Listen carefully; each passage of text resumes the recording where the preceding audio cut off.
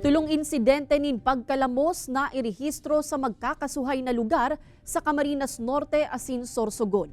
Uyan report ni Rosie Nieva.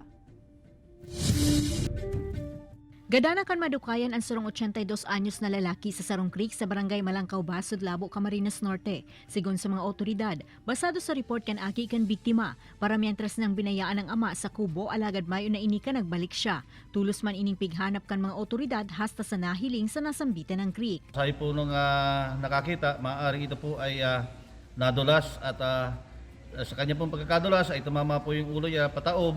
At yun po ang naging dahilan ng kanyang pagkalunod. Gadana kan madukayan ang 38 anyos na parasira na nawara sa barangay Kugon, Bulusan, Sorsogon. Nahiling ang bangkay kaini mantang nagpapataw-pataw sa salog na sakop kan barangay Kalintaan sa Banuan kan Matnog.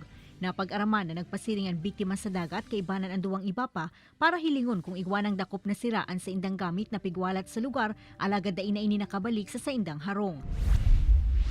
Mientras tanto, Mayo naman in buhay kan madukayan ang 10 anyos na aki sa Banuan kan Matnog, Sorsogon. Anasambitan ng aki ang pirang aldaw ng pighahanap, makalis magduman sa salog kan Barangay Pawa.